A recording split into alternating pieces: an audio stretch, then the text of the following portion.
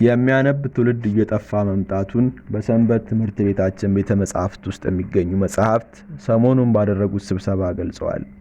በአጠቃላይ በገጽ ብጻት ትንሽ ከሆኑት መጻሕፍት እስከ ትልልቆቹ በእውቀት ደረጃ ከተዘጋጁት ከዝቅተኛ መጻሕፍት እስከ ከፍተኛ ደረጃ ያሉት መጻሕፍት ባደረጉት ከፍተኛ ስብሰባ እንደገለጹት ከሆነ በውስጣችን መፋቀርን፣ መተሳሰብን፣ መደጋገፍን፣ እድገትን የሚጠቁሙ ችግርን መፍታት የሚያስችሉ እውቀቶችን ይዘን የአእምሮ ብርሃን ሆነን ሳለ የሚያነበን ትውልድ ጠፍቶ የሸረሪት ድር ማድሪያ መሆናችን አሳስቦናል። እባካችሁ የሰው ልጆች መጻሕፍትን በማንበብ እኛንም ከሸረሪት ድር ማድሪያነት እናንተም ከድንቁርና ወደ ብርሃንነት መመለስ ብትችሉ መልካም ነው ሲሉ የጥሪ ድምጻቸውን አሰምተዋል።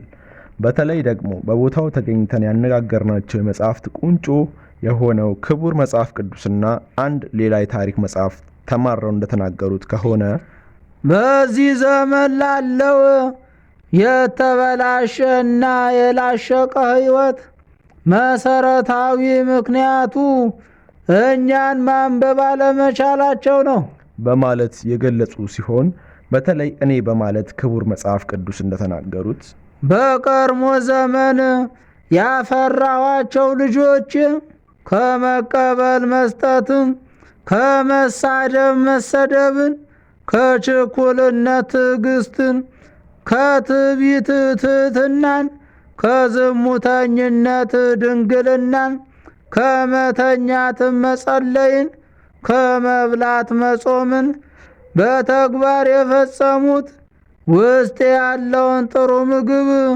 አንብበው በመመገባቸው ነው። የዚህ ዘመን ትውልድም እኔም በማንበብ ራሱን ሊያስተካክል ይገባል ያሉ ሲሆን በውስጣቸው ያለውን ብሶት ለመናገር የቸኮሉት አንድ የአንድምታ መጽሐፍ እንደገለጹት ደግሞ ዛሬ የምናየው ታሪኩን፣ ወጉን፣ ቅርሱን፣ ባህሉን፣ ማንነቱን በተለይም ኢትዮጵያዊነቱን በአውሮፓዊ አመለካከትና አስተሳሰብ ቀይሮ የሚናገርበት ቋንቋ የሚያሳፍረው፣ የሚለብሰው ባህላዊ ልብስ የሚያስቀይመው፣ ጆሮውን ካልተበሳ፣ ጸጉሩን ካልተሰራ፣ ሰውነቱን ታቶ እያለ ካልተነቀሰ የሰለጠነ የማይመስለው፣ ሴቱም ሱሪ ካልለበሰ፣ ቀሚሱንም ካላሳጠረ፣ ፊቱን ካልተቀባባ የሚያምር የማይመስለው ትውልድ እንዲፈጠር ያደረገው እኔ ውስጥ ያለውን የአባት የአያት የቅድመ አያቶቹን ታሪክ ጠንቅቆ ባለማንበቡ ነው በማለት ተናግረዋል። አያይዘንም ምን ይደረግ ተብሎ ለቀረበላቸው ጥያቄ ሲመልሱ ፈረስ ያደርሳል እንጂ አይዋጋም፣ እኛም ሕይወትን አቅርበን እንድትበሉን እንጋብዛችኋለን እንጂ ራሳችንን አናነብላችሁም። እባካችሁ ማንበብ ያደርጋል ሊቅ ለሕይወትም ይሆናል ስንቅ እንዲሉ አባቶቻችሁ አንብባችሁን በሕይወት እየተረጎማችሁ የእግዚአብሔርን መንግሥት ውረሱ። ደግሞም ሀገራችሁንና ያሏትን ባህል፣ ቅርሶች፣ ወጎች ጠብቁ በማለት አስተያየታቸውን አጠናቀዋል።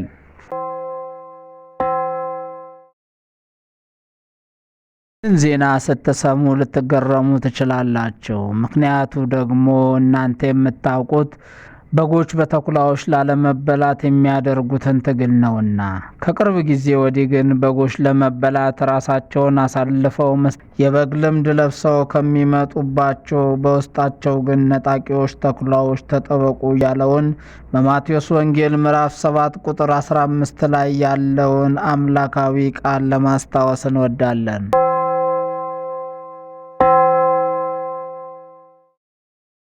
ሰሞኑን ፍራሾች ሰላማዊ ሰልፍ ሊያደርጉ እንደሆነ እየተሰማ ነው። ከፍራሾች ወገን የሆነው ስሙ እንዳይገለጽ የፈለገው ፍራሽ እንደገለጸው በጣም መሮናል፣ እንግልታችንም በስቷል፣ ምንም የረፍት ጊዜ እኮ እያገኘን አይደለም ሲል ምሬቱን ገልጿል። በስፍራው ተገኝተንም ይህንን እንድትሉ ያደረጋችሁ ምንድነው ብለን ያቀረብንላቸው ጥያቄ የፍራሾች ንቅናቄ ሊቀመንበር የሆነው ሲመልስ ከስፖንጅ እስከ ሳር ፍራሽ ያላቸው ሰዎች ወይም ምዕመናን ሁሉም የሚቆረቁራቸውም የማይቆረቁራቸውም ተነስተው ጠዋት ቤተክርስቲያን አይሄዱ፣ ማህሌት አይቆሙ፣ ኪዳን አያደርሱ፣ ማታም መሸት አድርገው ጸሎት አያደርሱ፣ ተንደርድረው እንደመጡ ይጋደሙብናል።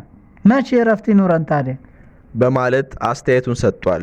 ሌላ አንድ ሸምገል ያሉ ፍራሽም እኔ የሚገርመኝ እንዴት የእሳት ልጅ አመድ ይሆናሉ?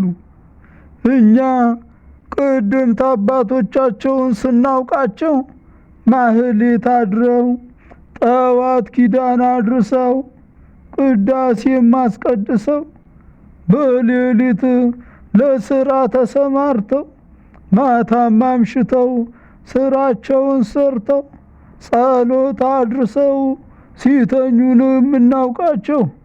ለእኛም የማረፊያ ጊዜ ሰጡን ነበር በማለት ተናግረዋል። አያይዘውም እንደገለጹት የእነርሱ በኪዳን በጸሎት መቀደስ ለእኛም ይተርፈን ነበር። የአሁኑ ትውልድማ እንኳን ቅድስናው ሊተርፈን እላያችን ላይ ወጥቶ ቻት ማድረጉን፣ ጌም መጫወቱን፣ የፈረንጅ እርግጫ ማየቱን ያቆሙልን ምን አለበት በማለት በምሬት ገልጸዋል። በተጨማሪም ኋላ ትውልዱ አምላኩ በሚጠይቀው ሰዓት መጎዳታችን ሳያንስ በእኛ እንዳያመካኝ ሲሉ አበክረው ተናግረዋል።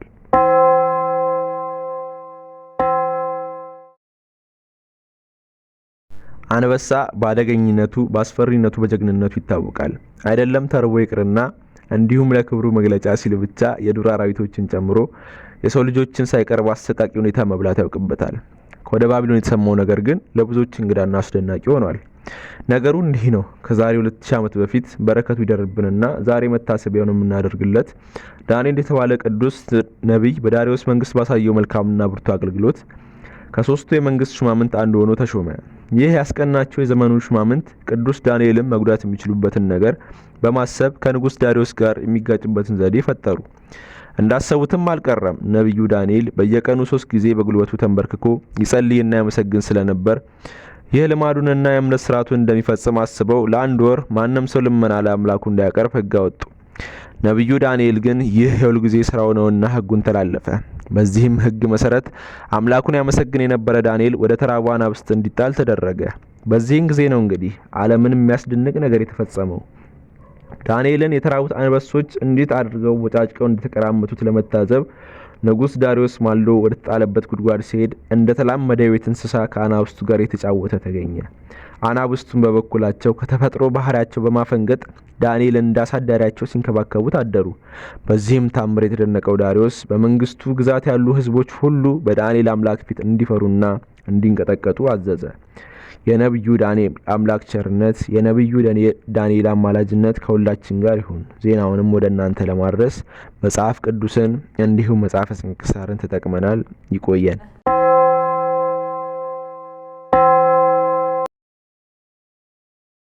ጸርሃም ወደ ራሙ የተባለው ጋኔን በስራው ውጤታማ መሆኑን አስታወቀ። ጸርሃሙ ለስኬቱ ምስጢር ሲገልጽ የሰውን ልጅ በረባው ባልረባው ጊዜውን እንዲፈጅ ካደረገ በኋላ የመኝታ ሰዓቱ ሲደርስ በሰላም ያዋለውን አምላክ በጸሎት እንዳያመሰግን በፍጥነት ወደ አልጋው በመወርወር እናም እንዲተኙ በማድረግ ነው ብሏል።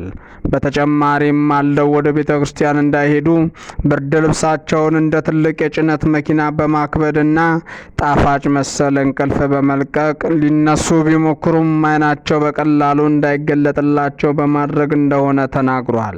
በዚህም በብዙ ሺህ የሚቆጠሩ ምዕመናንን አንዳንድ ካህናትና ዲያቆናትንም በእንቅልፍ ማሰሩን አስታውቋል።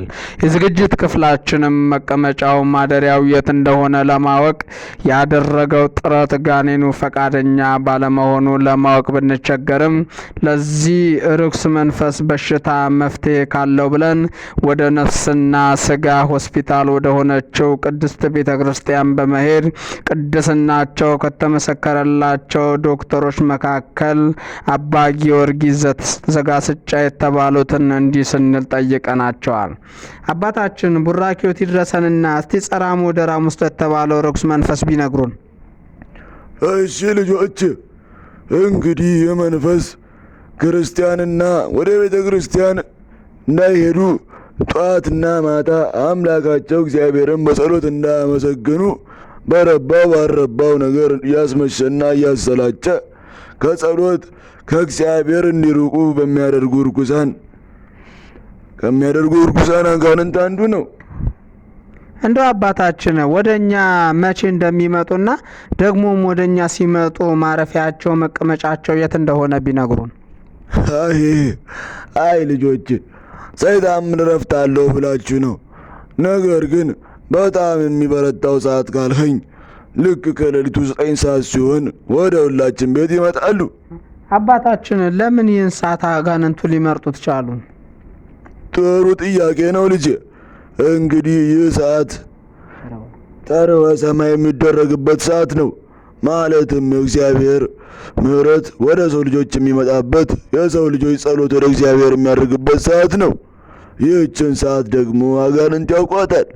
ስለዚህ እኛና እግዚአብሔር በጸሎት እንዳንገናኝ፣ ከእንቅልፍ እንዳነቃ ያደርጉናል። ሌላው ደግሞ እነዚህ አጋንንት ወደ እኛ ሲመጡ ማረፊያቸው ያንቆብ ነው። ታዲያ በሽፋሽፍታችንና በቅንድባችን ላይ በማደር ማታ ከመኝታ በፊት ጸሎት እንዳናደርግ ያዳክሙናል። ጠዋት ተነስተን ወደ ቤተ ክርስቲያን እንዳንሄድ፣ ጸሎት እንዳናደርስ ያደርጉናል። እንደው አባታችን መፍትሄ ካለውስ ቢነግሩን። ያው እንግዲህ ስለ ሰይጣን ሲነሳ ሁላችንም የምናስበው መድኃኒት ጸሎት እንደሆነ ነው። በእርግጥም እውነት ነው፣ ጸሎት ለሁሉም ነገር መድኃኒት ነው። ግን ደግሞ እነዚህ አጋንንት ጸሎት ብናደርስ፣ ዳዊት ብንደግም፣ ውዳሴ ማርያም ብናደርስ ከኛ አይርቁም። ለምን ብትሉ ከሁሉም ነገር ቅድሚያ ንጽሕና ስለሚቀድም ነው። ምናልባት ካስታወስክና ከገጠመህ ጸሎት እያደረግክ እንቅልፍ እየመጣ አልተቸገርክም? አራቃለሁ በጣም ብዙ ጊዜ። አዎ ልጄ፣ እነዚህ ርኩሳን መናፍስት ጠላታቸው ውሃ ነውና የሚርቁት ፊታችንን በውሃ ስንታጠብ ነው። ለዚህም ሐዋርያት ሲኖዶስ በተባለ የሥርዓት መጽሐፋቸው ላይ ያስቀምጠውታል። እኔም ከእነሱ የተማርኩትን መሰረት አድርጌ እመቤቴ በገለጠችልኝ መጠን ሰዓታት በተባለው መጽሐፌ ላይ ከእንቅልፋችን በነቃን ሰዓት ፊታችንን መታጠብ እንዳለብን ተናግሬያለሁ። ነገሩን ትኩረት እንድንሰጠው ደግሞ ውሃ ብናጣ እንኳን በምራቃችን ማበስ እንዳለብን ጽፌላችኋለሁ በማለት አባታችን ምክራቸውን የለገሱን ሲሆን የዝግጅት ክፍላችንም በትንቢተ ሕዝቅኤል ምዕራፍ 7 ቁጥር 20 ላይ የሚገኘውን እኔም ከእናንተም እያንዳንዱ የዓይንን ርኩሰት ይጣል የሚለውን የእግዚአብሔር የአምላካችንን ቃል ልናስታወስ እየወደድን እዚህ ጋር ዜናችን እናበቃለን። ይቆየን።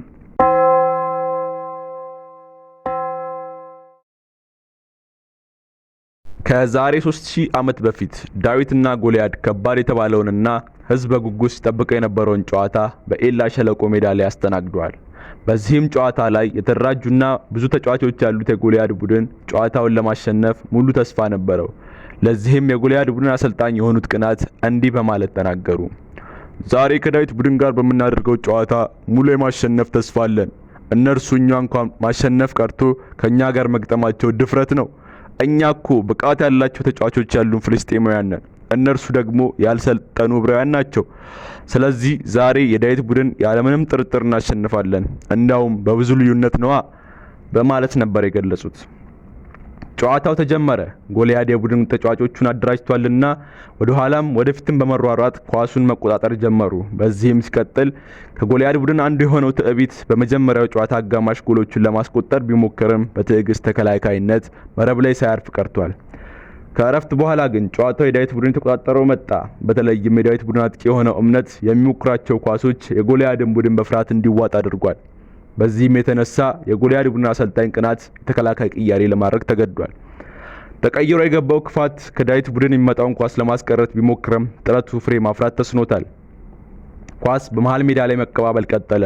በዚህም እያሉ የዳዊት ቡድን የመሃል ተጫዋች የሆነው ጽናት በግሩም ሁኔታ ከመሃል የመታው ምት ለጥቂት ጎል ከመሆን ዳነች። የቅናት ቡድን የሆኑት ተጫዋቾች በሙሉ በፍርሃት ተዋጡ። ከሙከራዋ በኋላ ጎልያድና ጓደኞቹ ተጭነው ለመጫወት ቢሞክሩም የዳዊት ቡድን የተከላካይ መስፈር ማለፍ አቅቷቸዋል። በአንጻሩም በዳዊት ቡድን በኩል ከረፍት በኋላ ተቀይሮ የገባው ትህትና ከትዕግስት የተሻገረለትን ኳስ በግንባሩ ገጭቶ አስቆጠረ። ዳኛው ፊሽካውን ነፉ። ጨዋታውም 1-0 በሆነ ውጤት ተጠናቀቀ። እምነት፣ ትህትና፣ ትዕግስትና ጽናትን ይዞ የገባው የዳዊት ቡድን አስፈሪዎቹን የጎልያድ ቡድን አባላትን አንበረከኩ።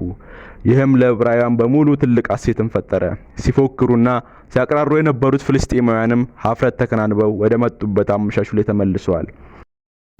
የምድብ ሉቃስ የስፖርት ዜና ክፍላችንም ከ3000 ዓመት በኋላ የተነሱብንን የዘመናችን ፍልስጤማውያን በእምነት፣ በጽናት፣ በትህትናና በትዕግስት እንድናሸንፍ አምላካችንን እግዚአብሔርን በጸሎት እንድንማጸን ጥሪውን እያስተላለፈ ዜናውን ወደ እናንተ ለማድረስ መጽሐፍ ቅዱስን ዋቢ አድርገን ተጠቅመናል።